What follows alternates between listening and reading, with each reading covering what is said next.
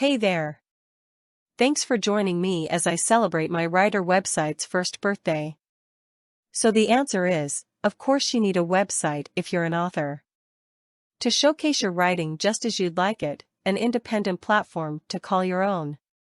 To be honest, it took me 2 years going without one to realize how important it was. It's been a thrilling ride ever since, launching the free site in July 2021, uploading some of my best pieces, receiving views numbering in thousands of readers from across the planet, buying myself a custom domain and receiving both blog and email subscribers. In October, I started writing fortnightly craft essays to share my journey as an untrained, non-native writer in English, publishing in some of the top magazines and university journals. I'm so grateful for the support I've received, and this series is part of what I want to give back to the global lit community.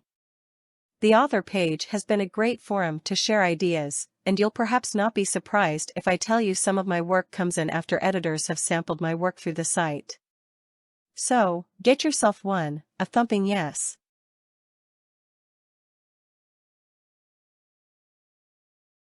I chose a basic WordPress template. I have pages for poetry, university publications, literary stories, speculative fiction, columns and articles and so on. As a non-technical person, initially I needed to devote longer hours to it, but it's all worthwhile in the end. I enjoy adding images and graphics, and readers have noticed and applauded the efforts.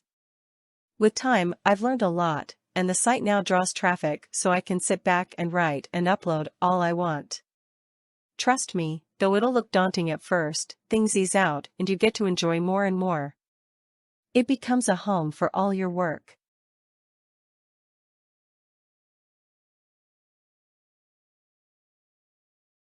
As I get more acquainted with the technical part, I love to tinker, tweak, move pages, organize, and reshuffle. I hope to give readers a new experience every once in a while they visit my site. I play with colors and fonts, provide prompts, and special blogs every now and then, like for Valentine's Day and for International Women's Day. Last December, I invited writers who wished to have their work showcased on my blog.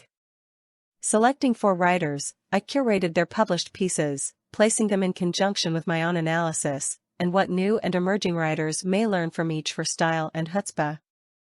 I called it Writers' Winter Fair, and it was a huge success.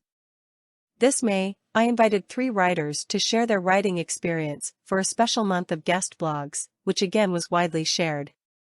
I intend to keep doing these special sections. Recently, I added a page for all the writing workshops I'm leading this year. It was able to handle all the interest for the most recent one, including payment processing. When tables are turned, and I'm in my editorial space, it's the proposed author's website that I haunt to decide upon fit when soliciting work.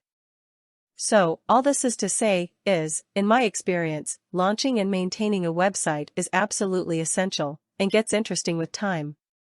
I love this platform and am very grateful for your continued support.